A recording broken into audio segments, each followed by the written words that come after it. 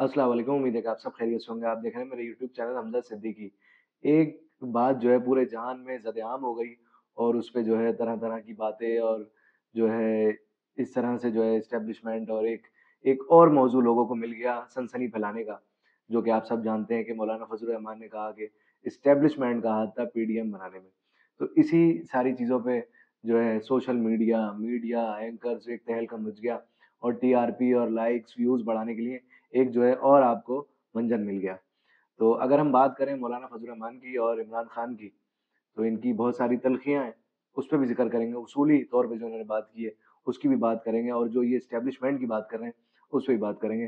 तो अगर हम इनके इस सबसे पहले जो इन्होंने नदीम मलिक के प्रोग्राम में कहा कि पीडीएम बनाने में एस्टेब्लिशमेंट का हाथ था, तो उसी के बाद अगर उसी से पहले 1 साल पहले की इनकी वीडियो देखी जाए, तो उसमें इन्होंने कहा था कि पीडीएम हमने जो है 26 नुकाती एजेंडे पे बनाई थी और हमारा पहले हम जो है इस चीज़ पे कायल नहीं थे और कायल जब हुए जब हमें ये सारा सिनेरियो पता चल गया और हमें ये पता चला कि जो है माशी बहरान होने वाला है और नेशनल सिक्योरिटी का भी मसला है। इमरान खान सारी चीज़ों को जो है इन मामलात से जो है दो-चार किया हुआ है, इसलिए हमने पीडीएम बनाई।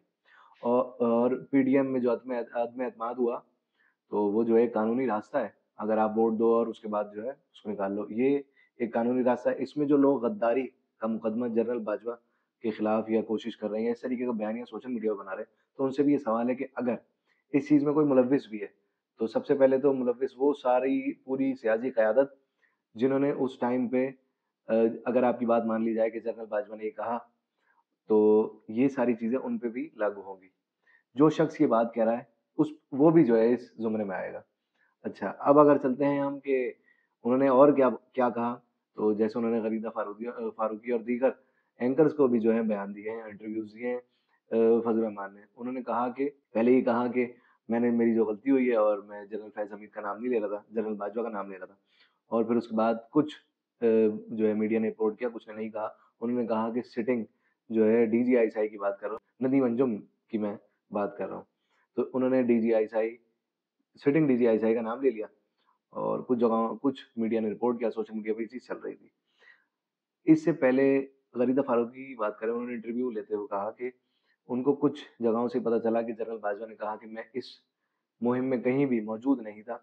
अलबत्ता ये कि उन्होंने ये भी कहा कि मैंने ये ज़रूर कहा था कि कोई मुफ़ाहमत वाला रास्ता निकालें और ये जो पीडीएम जो अदम-ए-एतमाद करने जा रही है, उस चीज़ को रोका जाए। इस बात की गवाही जो है ज़रदारी साहब ने भी काफ़ी पहले दी है कि मुझे जनरल बाजवा ने रोका था। तो एक जगह वो रोक रहे हैं और दूसरी जगह इल्ज़ाम लग रहा है कि उन्होंने अदम-ए-एतमाद करवाया। फिर उसके बाद ये कहा गया कि ये दोनों लोगों ने जो है इस पे वो करवाया, जनरल फैज़ हमीद जो है कोर कमांडर थे, तो उनको जो है उनका नाम गलती से ले लिया, ये मौलाना फज़ल रहमान ने कहा।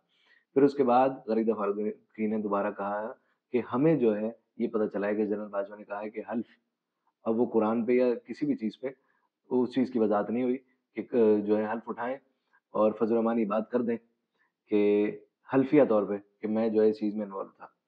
तो उन्होंने कहा कि हल्फ़ तो जो है फ़ौज में भी लेते हैं, वो उन्होंने बात को बढ़ा ज़रूर दिया लेकिन ये नहीं किया कि अगर वाक़ई आप सच्चे थे और आपको लगता था कि ये गैर आइनी, ये गैर कानूनी अमल है जिस ज़ुमरे में आप भी आते हैं, अगर गद्दारी का मुकदमा जनरल बाजवा पे लगेगा तो फिर आप पे भी लगेगा, क्योंकि आपने उनकी बात मान कैसे ली? और जब मान ली तो आपको 2 साल बाद याद आ रहा है। अच्छा, उसके बाद फिर उन्होंने कहा कि पहले मैं इसलिए नहीं कह रहा था कि इमरान खान को जो है सपोर्ट करोगे वो। इमरान खान और आपकी जो क्या तल्ख़ियाँ हैं, वो भी दुनिया जानती है। फिर उसके बाद जो है जनरल बाजवा का जो ये पैगाम इन तक पहुँचा कि आप हल्फ़िया बयान दे दें, मैं हल्फ़िया बयान देने को तैयार हूँ। तो उस हल्फ़नामे में क्या उठाना था? अगर ये दीनी भी हैं और मौलवी भी हैं, तो ये जो है कुरान पाक या कोई भी ऐसी चीज़, सबसे अहम तो कुरान ही है, वो उठाते, जबकि सियासत में इस तरीके की चीज़ें नहीं होती हैं। लेकिन फिर भी जब आप सच और झूठ की बात करते हैं और एक आम पाकिस्तानी को जब आप ये बता रहे हैं कि ये सारी चीज़ें हुई हैं, तो हम जैसा पाकिस्तानी भी इस चीज़ पे खामोश हो जाएगा कि नहीं यार, उन्होंने ज़्यादा ज़ोर दिया होगा, आपने जो है इस तरीके की कोई चीज़ इमरान खान के खिलाफ नहीं की, जबकि वो गद्दारी नहीं है, उसको एक गलत जो है रुख दिया जा रहा है। फिर भी अगर आप हल्फ़ उठा लेते तो हम इस चीज़ को कहते कि नहीं, झूठ नहीं बोल रहे। फिर इनका मसला ये हुआ कि इनको पहले सदारत की लालच दी गई, फिर वज़ारत की लालच दी गई और उसके बाद फिर कुछ भी नहीं मिला। तो इसके बाद अभी इन्हें सीटें भी नहीं मिली, तो इन्होंने कहा कि मैं जो है दूसरी तरफ बैठ जाऊँ। एक मसला ये। फिर उसके बाद इन्होंने कुछ इंटरव्यूज़ में कहा कि आपने जो है इस मामले को तोड़-मरोड़ के वो कर रहे हैं, बस ये तारीख में रहा है और इस चीज़ को जो है हम वो करेंगे। एस्टेब्लिशमेंट जो है दीगर मामलात में जो है हाथ अड़ाती है, टाँग अड़ाती है।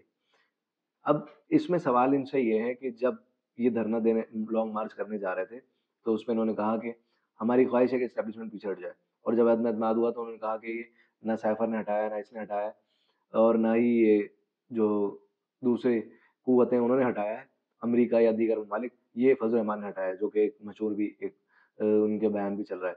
फिर उसके बाद उन्होंने कहा कि यही सारे मामलात हैं, इसी की बिना पे उन्होंने कहा कि सैफर वाला मामला नहीं था। तो जहाँ पीटीआई वाले ये बात मान रहे हैं कि वो एस्टेब्लिशमेंट या जनरल बाजवा ने काम किया, तो ये भी मान लें कि उन्होंने ये कहा अभी रिसेंट इंटरव्यू में कि सैफर वाला मामला नहीं था, वो एक झूठ था। तो इस चीज़ को भी मान लिया जाए। फिर उन्होंने ये कहा कि इनडायरेक्टली या डायरेक्टली तौर पे जो है इस तरह की चीज़ें हुई हों, हम तो इस चीज़ में मौजूद नहीं थे। फिर अगर ये बात कर लें कि धांधली हुई या दीगर चीज़ें, तो उसपे उन्होंने ये भी कहा कि मैंने कासिम सूरी से कहा है कि अभी जो रिसेंट इलेक्शन हुए हैं, इसमें खैबर पख्तूनख्वा में भी धांधली हुई है, जिसमें आप जीते भी हैं। ये भी आप इंटरव्यूज़ उठाएँ और सुन लें। फिर उसके बाद उन्होंने कहा कि आप जो बात कर रहे हैं कि धांधली हुई है, मैं सिर्फ़ अभी की बात नहीं कर रहा। मैं ये कह रहा हूँ कि 2018 में जो इलेक्शन हुए थे, उसमें भी धांधली हुई थी। फिर उन्होंने कुछ एक मुल्क के खिलाफ भी बातें की कि हम आज़ादी का दिन नहीं मनाएँगे, जमहूरी दिन मनाएँगे, ये मनाएँगे। 14 अगस्त को उन्होंने जो है एक मुतनाज़ा दिन करार देने की कोशिश की थी अपने उसमें जब इमरान खान वज़ीर-ए-आज़म आ रहे थे 2018 में 11 अगस्त को इन्होंने कहा था, फिर इनके खिलाफ मुकदमा भी दर्ज हुआ।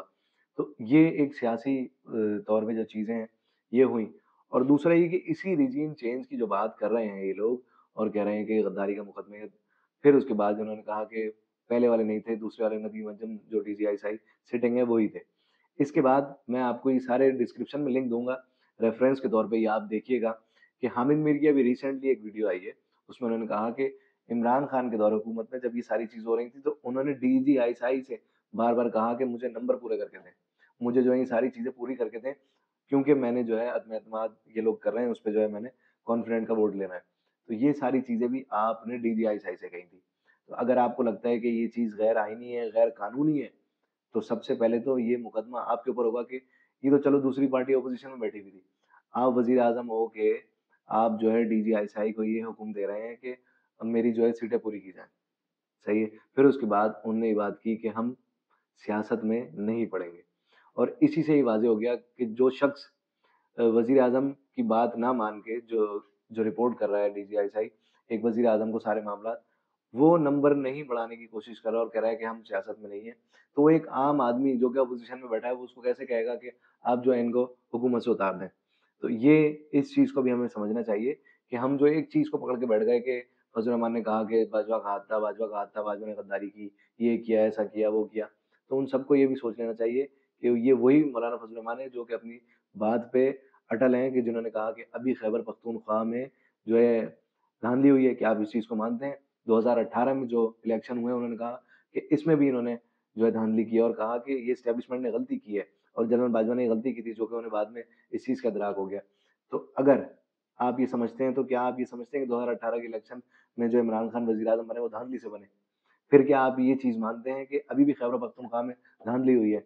और दूसरा ये कि ये सब विद मौलाना फज़ल रहमान जो ये धरने दे रहे हैं, आज भी पीटीआई का धरना है, इन सबसे सवाल है कि जो आप हुकूमत के साथ खड़े नहीं हैं और हुकूमत में जाएँगे नहीं, हुकूमत बनाएँगे नहीं, तो आप जो ये सारे फॉर्म और धांधली है, ये ज़रा सुप्रीम कोर्ट भी लेके जाएँ।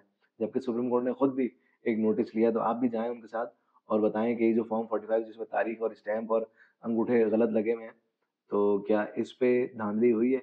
और दूसरा ये कि पीटीआई ने खबर और देता चलूँ, पीटीआई ने कहा है कि हम जो है अपोज़िशन में बैठेंगे, जो कि फज़ल रहमान ने भी कहा।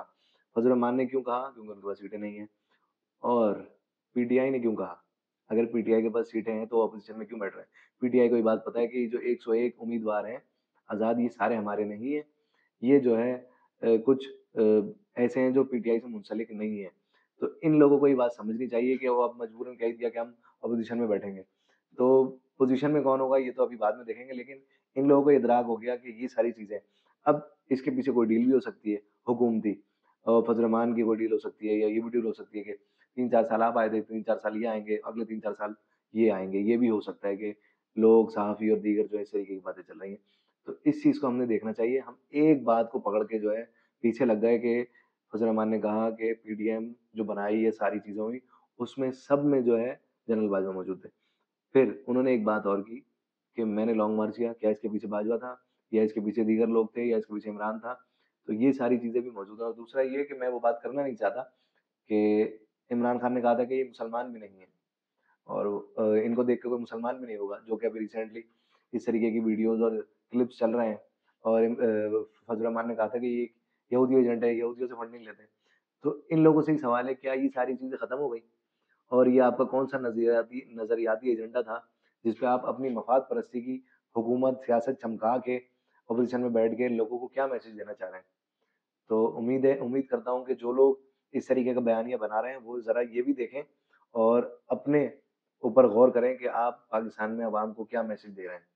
शुक्रिया।